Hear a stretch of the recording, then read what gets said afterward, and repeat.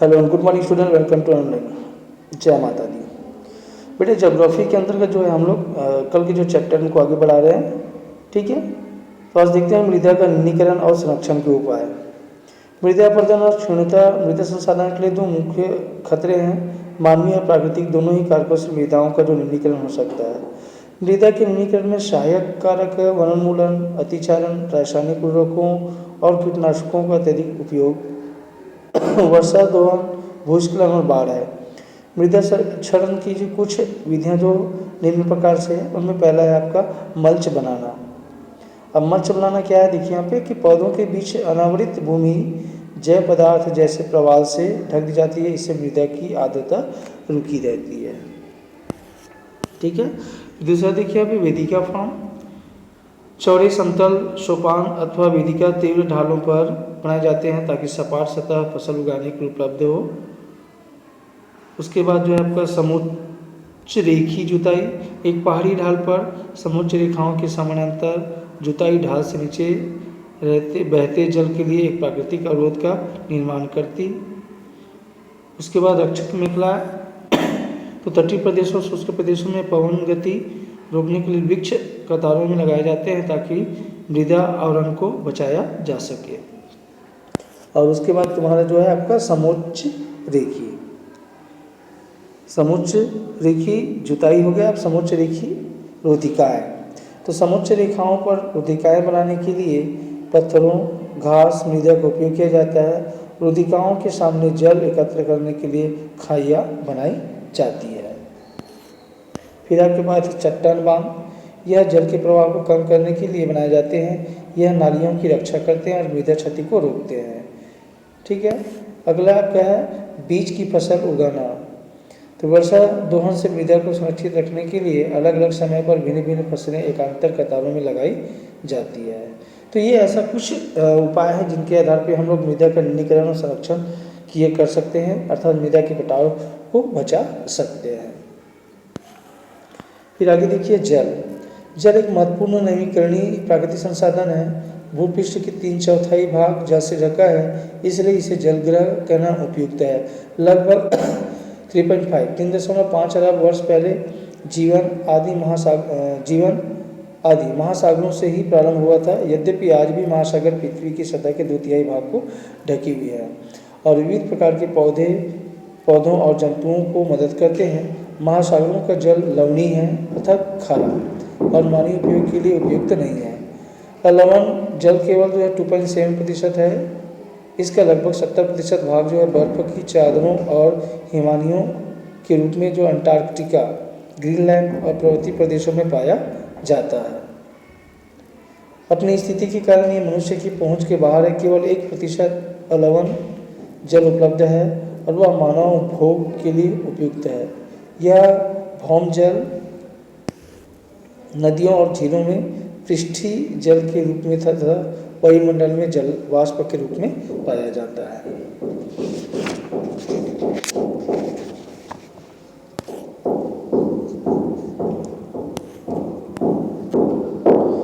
इसलिए अलवणीय जल पृथ्वी का सबसे अधिक मूल्यवान पदार्थ है।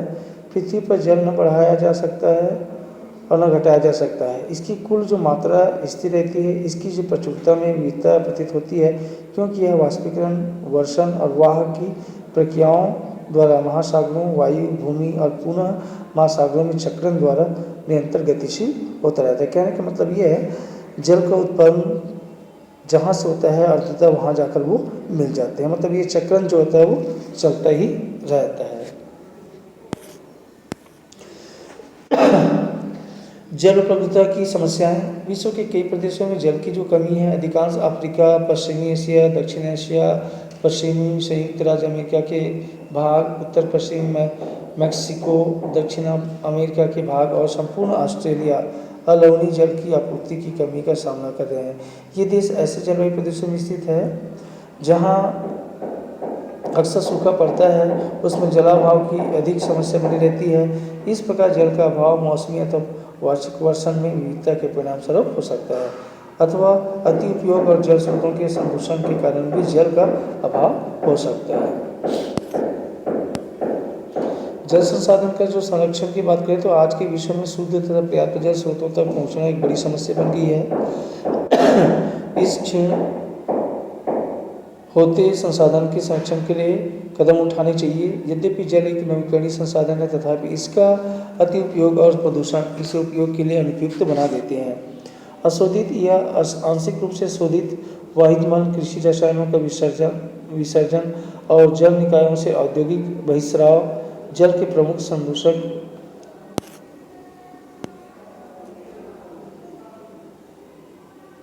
फिर से देखिए यहाँ पे, तो अति उपयोग और प्रदूषण से उपयोग के लिए अनुयुक्त बना देते हैं। अशोधित या आंशिक रूप से शोधित वाहिमल, कृषि रसायनों का विसर्जन और जल निकायों में औद्योगिक बहिस्राव जल के प्रमुख संदूषक है। इसमें शामिल नाइट्रेट धातुएं और कीटनाशी जल को प्रदूषित कर देते हैं। इनमें से अधिकांश रसायन अजैव निम्नीकरण होने के कारण जल द्वारा मानव शरीर में पहुंच जाते हैं। इन प्रदूषकों को जल निकायों में छोड़ने से पूर्व बहिस्राव को उपयुक्त विधि से शोधित करके जल प्रदूषित नियंत्रित किया जा सकता है। फिर देखेंगे प्राकृतिक वनस्पति और वन्य जीवन। तो स्कूल के बच्चे हस्तशिल्प प्रदर्शनी में घूम रहे थे। प्रदर्शनी की वस्तुएं देश के भिन्न भिन्न भागों में एकत्रित की गई थी। मोना ने एक थैला हाथ में उठाया और उत्साह से कहा, यह एक सुंदर हैंडबैग है। अध्यापिका ने कहा, हाँ, यह एक जूट से बना है। क्या आप उन टोकरियों, दीप, छत्रों और कुर्सियों को देखते हैं? वे बेंत और बांस की बनी है। भारत के पूर्वी और उत्तर पूर्वी आंध्र प्रदेशों में बांस प्रचुर मात्रा में पैदा किया जाता है। जैसी रेशमी स्कार्फ देखकर उत्साहित थी। वह खूबसूरत स्कार्फ देखो, अध्यापिका ने स्पष्ट किया कि रेशम कीटों से प्राप्त किया जाता है, जो शहतूत के पेड़ों पर पाए जाते हैं। बच्चे समझते कि पौधे हमें अनेक विभिन्न उत्पादन प्रदान करते हैं, जिनका उपयोग हम अपने दैनिक जीवन में करते हैं।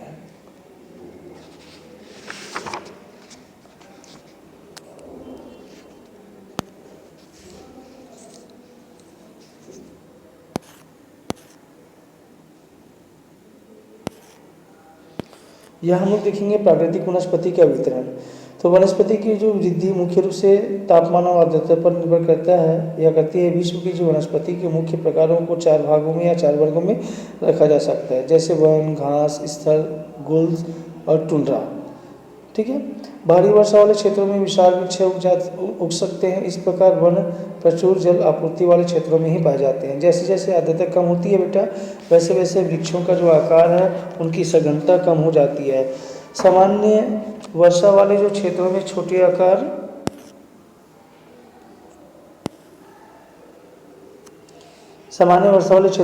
आकार वाले जो वृक्ष घास उगती है, जिसे विश्व के घास स्तरों का निर्माण होता है। कम वर्षा वाले शुष्क प्रदेशों में कटीले झाड़ियाँ एवं गुल्म उगते हैं। इस प्रकार के क्षेत्रों में पौधों की जड़ें गहरी होती है। वाष्पोत्सर्जन, ठीक है, वाष्प का उत्सर्जन से होने वाली आर्द्रता की हानि को घटाने के लिए इन पेड़ों की पत्तियां कांटेदार और मोमी सतह वाली होती है। शीत ध्रुवीय प्रदेशों की जो टुंड्रा वनस्पति में मांस और लाइकेन सम्मिलित होती है।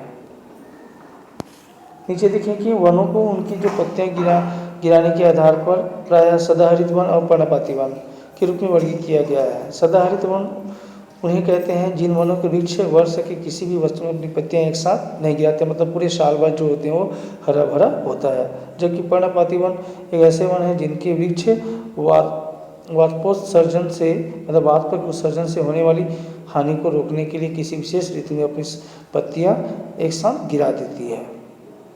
ये विभिन्न अक्षांशों में इनकी स्थितियों के आधार पर उष्णकटिबंधीय अथवा शीतोष्ण कटिबंधीय में वर्गीकृत किए गए हैं। आप पिछली कक्षा में विभिन्न प्रकारों के वन और उसके वितरण से संबंधित प्राणी जीवन के बारे में विस्तार से पढ़ चुके हैं। लास्ट हम देखते हैं प्राकृतिक वनस्पति और वन्य जीवन का संरक्षण। तो वन हमारी संपदा है। पौधे जंतुओं को आश्रय प्रदान करते हैं और साथ ही पारितंत्र को भी अनुरक्षित रखते हैं। जलवायु में परिवर्तन और मानव हस्तक्षेप के कारण पौधों और जंतुओं के प्राकृतिक आवास नष्ट हो सकते हैं। बहुत सी जातियां असुरक्षित अथवा संकटापन्न हैं और कुछ लुप्त होने के कगार पर है। वनोन्मूलन, मृदा अपरदन, निर्माण कार्य, दवानन और भूस्खलन।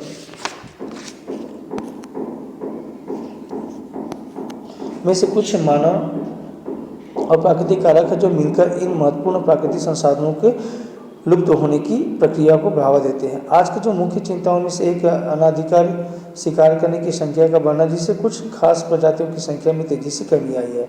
पशु खाल, चमड़ा, नाखून, दांत और पंखों के साथ साथ सींगों के एकत्रीकरण और गैरकानूनी व्यापार के लिए जंतुओं का अनाधिकार शिकार किया गया है। इनमें से कुछ जंतु जैसे चीता, शेर, हाथी, ब्लैक बक, मगरमच्छ, दरियाई घोड़ा, हिम तेंदुआ, शुतुरमुर्ग और मोर है।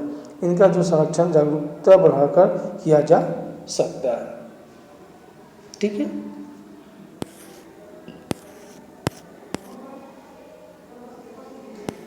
तो लास्ट यहाँ पे देख लेते हैं कि राष्ट्रीय उद्यान, वन्य जीव अभ्यारण्य, जैव मंडल निश्चय हमारी प्राकृतिक वनस्पति और वन्य जीवन को सुरक्षित रखने के लिए बनाए जाते हैं।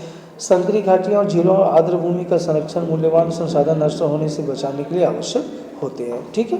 तो बेटा आज के जो लेक्चर जो है यहीं पर समाप्त करते हैं। आगे हम लोग कल देखेंगे प्रजातियों और सापेक्ष संख्या की भाग लेना। अच्छा, ये आगे की जो चैप्टर जो है इसके बाद जो है आपका 25 से 31 तक की छुट्टी है, तो बीच में हो सकता है आपको क्लिप न पहुँचे।